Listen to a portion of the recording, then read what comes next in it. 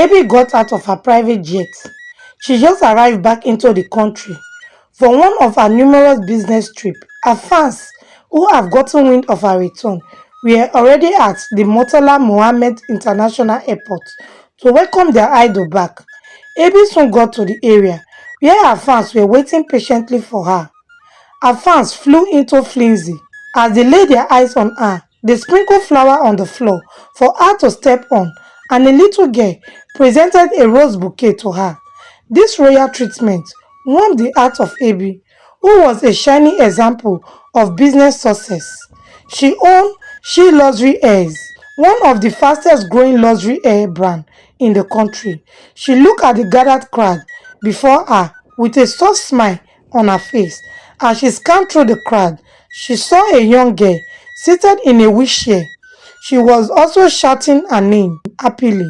She dipped her hand into her purse and brought out a bundle of cash, 3 million naira, and gifted it to the crippled child.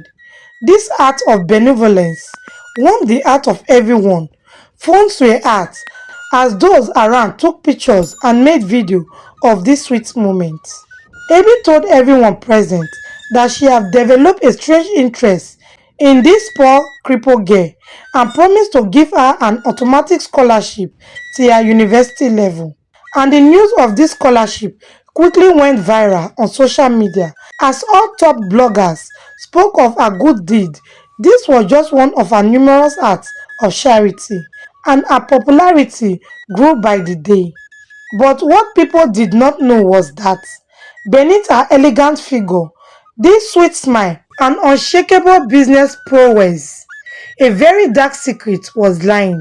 Something so dark and sinister that once exposed could destroy her and the empire she had built.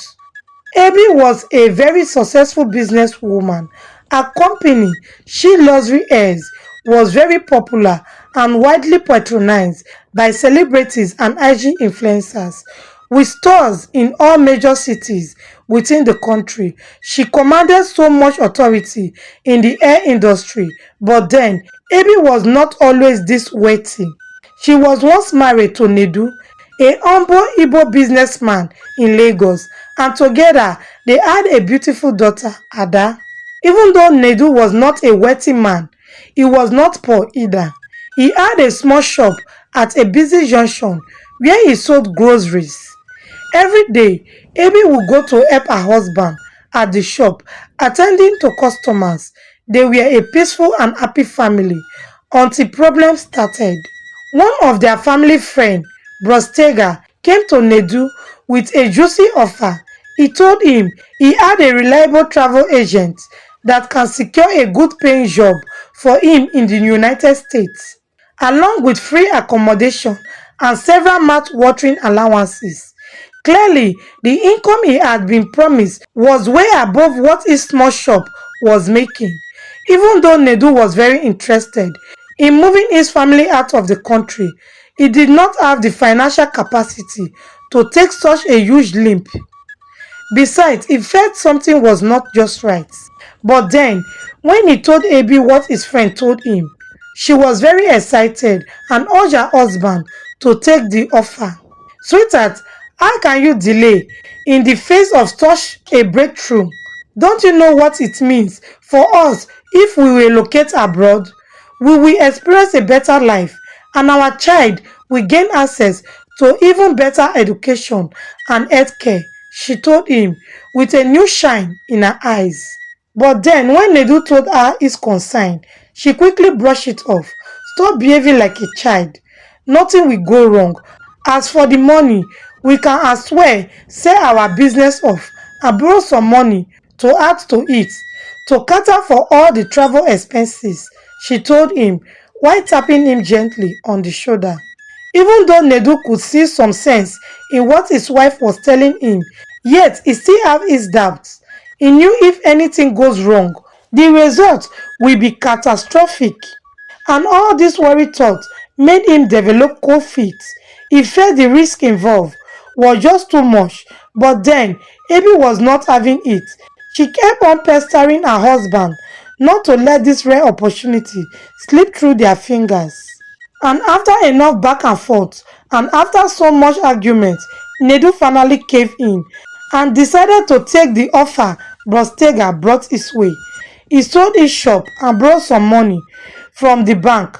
He was able to raise 20 million naira, and he sent this money to the travel agent who Brostega had spoken so highly of. But it was then it soon dawned on them that they had made a terrible mistake, because this travel agent, who had always been responsive just after receiving the payment of 20 million naira, suddenly went cold. He was no longer replying to their messages as before. Even his line was no longer going through. And even Brostega was nowhere to be found anymore. He had disappeared into thin air, and it became clear to them that they had been duped. Nedu placed both hands on his head as bitter tears flowed down his cheek. The reality just dawned on him. He had lost everything in a twinkle of an eye, and to add to it, he was neck deep in debts. Even Abby was devastated. She wished she had listened to her husband, but then the deed has already been done, and there was nothing anyone could do about it. And as expected, Nedu and Abi were hit with extreme hardship. The creditors soon started cracking down on Nedu to pay back the loans he had taken. Nedu ran to all his friends for help, including those he had helped when the going was smooth. But then he was met with a brick wall. No one was ready to help him to come out of the difficult situation he had found himself. Nedu was very depressed, and it was not long before he fell sick due to overthinking, and he was rushed to the hospital, but unfortunately he could not make it, and he passed away. With the passing away of her husband, it was as if the whole world had come to an end for Abby and her daughter. With nothing to fall back to and no help from anywhere, she started looking for an employment. But finding a white-collar job was not easy. But luckily, she managed to secure an employment with Madam Patricia as her housemaid.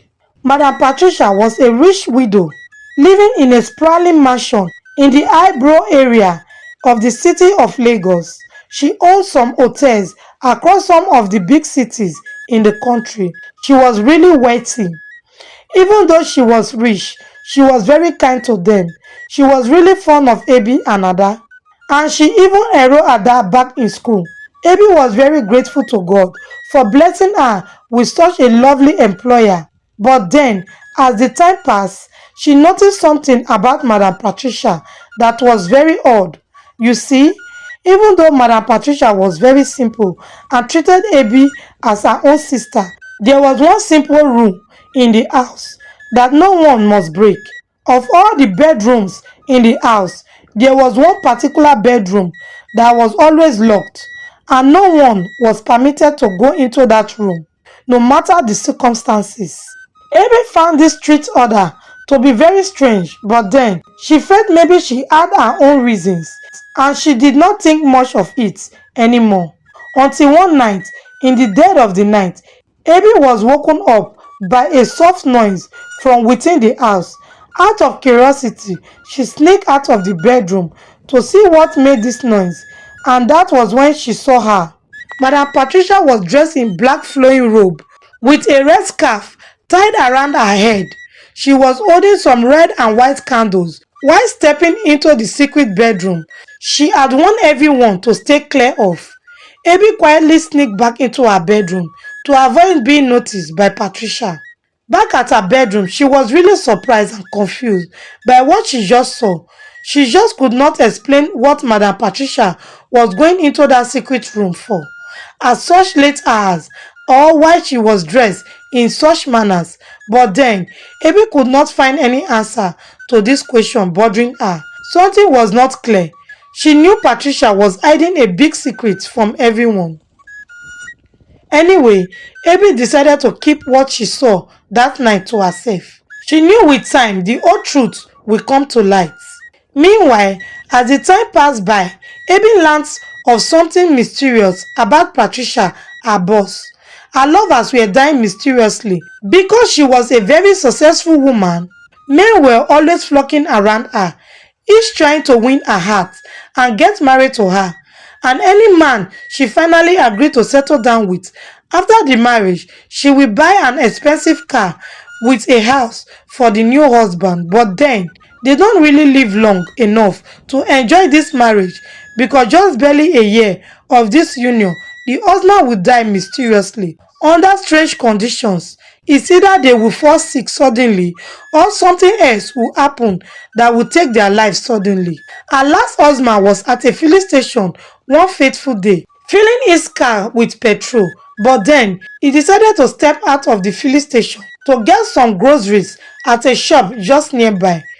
That was how a big trailer carrying Smith lost control and ran into him, and he was crushed. No other properties or person were touched by this vehicle, just him. And the constant death of her husband soon got tongue wagging, with many suspecting that Mother Patricia was using this man for money ritual. But then, there was no evidence to back their claims. While Abby was really happy working for Mother Patricia because of the benefits she was enjoying in her house, up till something happened. Ada, her only child, became sick. What started as an ordinary headache soon became very serious, and she was rushed to the hospital for immediate medical attention. After the doctor ran some tests on her, the senior doctor invited Abby to his office. Abby could sense that the doctor had some heavy news for her because of his countenance. My dear, your daughter needs urgent medical attention. She has been diagnosed with polycystic astrocytoma, a tumor in her brain. She must be flown out of the country immediately for a surgery to be performed on her before it is too late. He told her bluntly. Abby threw both hands in the air and started wailing profusely. The news the doctor broke to her was way above anything she ever expected. The doctor was taken aback by her reaction, and he quickly calmed her down. Madam, please stop crying. Tears won't solve this problem at hand. You should even be thankful to God that this issue was detected in time, and the chances of the surgery being a success is very high. What you should be concerned about right now is raising the finances involved in the operation at a hospital in India. He told her. With that, he made some calculation and told her she must raise 50 million naira immediately to cater for the treatment for her daughter. 50 million naira, she gasped.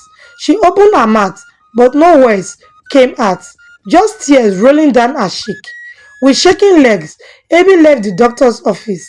Back for home, she was devastated. She did not even have up to 300,000 naira in her bank account, and she was wondering how she was going to raise this huge sum of money for her daughter's treatment. And she ran to the only person who she knew had the financial capacity and connection to help her out, Madam Patricia. She listened quietly as Abby cried and begged her to help save her daughter's life. For a while, Madam Patricia was very quiet, and after some time, she replied to her, Abby, to be honest with you, I don't have any money on me right now. I'm even servicing some loans as we speak. I wish I could help, but as it is right now, my hands are tied, she told her blankly. Abby cried even more. She rolled on the floor, crying and begging for her boss to have mercy on her sick child. She knew Patricia was very wealthy, and she could help her sick child if she wished to. Madam Patricia watched on as Abby pleaded with her, and she finally agreed to help. It's okay, stop crying. I will help you. By the way, I don't have the kind of money you are demanding, but I will introduce you to some of my powerful friends. Once you become a member of our club, the Black Sisters, you will become wealthy beyond measure, and money to take care of your sick child will be the least of your worries, she told her with a reassuring smile. These words from Madam Patricia raised a bit of hope in Abby. She thanked her and ran back to the hospital to be with her sick child. Abby was deep in thought all through the night, even though Patricia had refused to tell her in details who the Black Sister were or what the club stands for. Yet she knew she was being introduced into an occultic society. And rumor had it that this secret group are commonly involved in blood rituals of all kinds, and this was something Abby was not ready to involve herself in. But then, looking at her only child dying slowly, and the only hope of getting the money coming from the Black Sisters, Abby had no other option but to consider joining them. Besides, the doctor had made it clear to her that she must act fast and provide the money needed for the child surgery, otherwise she will lose her. The following day, Abby ran back to Mother Patricia and told her she was ready to join the Black Sisters Club. Mother Patricia was very pleased and she took her to visit the leader of the club at her residence. This woman, simply known as Queen Mother, was extremely wealthy. Her house was a sprawling mansion at the heart of Ikoyi, the rich man side of Lagos. Abby was in dismay at the level of wealth this woman commanded. Queen Mother listened as Abby told her of her plight and her willingness to join the Black Sisters to save her sick child. After a while, she replied to her, "Madam, I have heard you. I will give you 55 million naira now instead of the 50 million you are looking for, so that you will have enough money to take care of yourself and your sick child. But you must know that once you take this money, you must join our club and there will be no going back, no matter the conditions," she told her with a grim face. Abby was very happy. She agreed to what she had been told without thinking twice. She took the money from Queen Mother and with the cash available, Ada, the sick child, was quickly flown out of the country for medical surgery. The surgical operation was very successful and they soon returned back to the country. And after some months, Ada was very healthy. Abby was very happy at the success of the surgery, but then, deep down in her heart, she was very unsettled. She knew the money she had used for the treatment of her child came from the Black Sisters, and it was a matter of time before they would request her to join them. And as it is now, there was no way she could say no to them. She can't even run away as they would find her. And true enough, just barely 2 months after they returned from India, she received a letter of invitation from the Black Sisters to their end of year party. They would also be initiating new members into the club. Abby knew what this meant for her. Abby showed this letter to Mother Patricia, her boss, and also expressed her worries and concern to her. But Mother Patricia simply laughed it off. "Come on, there's nothing for you to be worried about. It is merely a get-together party. But then, let me assure you that once you become a member, all your money problem will be over. Don't you want to be rich? Aren't you tired of working as a maid? You should be thankful to God that I agreed to introduce our club to you," she told her with a slight smile. This reassurance from Madam Patricia calmed Abby's nerves down, and the day of the party soon reached. Abby dressed up and together with Madam Patricia, they went for the party. They drove for some time until they came to the outskirts of the city. Madam Patricia branched off from the highway onto a lonely path and they drove on. Anyway, they finally came into a large compound with a very high fence in the middle of nowhere. Inside the compound, a lot of exotic cars were already parked. The owners had all come for the party. There was no doubt this club is made up of really influential ladies. The party had not started yet. The members were greeting each other and relaxing by the swimming pool. But then, something caught the attention of Abby. Even though the party was made up of only ladies, the compound was well guarded by some hefty men armed to the tooth and dressed in black suits with grim faces. Two men were slaughtering some meat for the party. Abby could not properly tell what animal they were preparing, but then, while she was trying to get familiar with her surroundings, a car drove in. Two of the armed men opened the door of the car and two ladies were brought out. They were blindfolded. These were the caterers that the Black Sisters had contracted to prepare the food for the party. A moment later, one of the men slaughtering the meat came to where the Queen Mother was and told her that the meat won't be sufficient for everyone, and without thinking twice, Queen Mother ordered that one of the two caterers should be unalive and added to the meat to make it enough for everyone. Abby gasped in shock and frightened, but Patricia quickly pinched her and ordered her in low tone to keep quiet if she don't want any trouble for herself. And eventually, right in front of them, one of the caterers was seized and turned into meat for the occasion. Abby was visibly shaking at the gruesome sight she just witnessed, and it dawned on her that the whole meat that was being cooked was human flesh. She peeked at the other ladies to see their reaction, but none of them seemed bothered. They were all just relaxing and sipping their glasses of wine as if nothing unusual had happened. Abby shuddered. A cold shiver ran down her spine, and it began to dawn on her just how evil the Black Sisters were. Anyway, the food was soon ready, and the caterer was made to eat from the pot of food she just prepared for them. After which, Queen Mother gave her a large sum of money. She was blindfolded once more and was taken away in the car she was brought in with, and the occasion commenced. Queen Mother led the rest of the ladies into a dark hall. They all changed into black robe with red cloths tied around their hair. The place was a shrine with some idols placed in prominent place within the hall. They were bloodstained both on the idols and also on the wall. Queen Mother told Abby and about 5 other ladies who were also new members to kneel in front of her. She brought out a small calabash with some liquid in it. She started speaking some strange incantation. She passed this calabash to the ladies to drink from. When Abby drank it, it tasted like blood, mixed with herbs and dry gin. Next, they were given a piece of raw meat to chew on. It was like the heart of an animal, but it was later Abby discovered this was the heart of a human. The initiation process was very dark. After that, some rituals were done on them, and Queen Mother told them that their first task would be given to them soon. And once they received this order, they must do it without any delay or questions. And with that, the initiation process was over, and they all came out for the party, dancing, drinking and eating the food that has been prepared.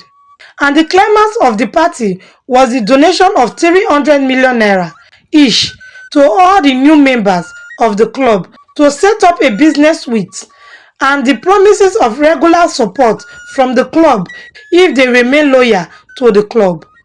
And the party came to a close and everyone left back to their various homes. Back at home, Abby was very much deep in thought. She knew she was well on her way to financial fortune, but she was worried. She had been initiated into a secret society, and she don't know what demands that may be placed on her.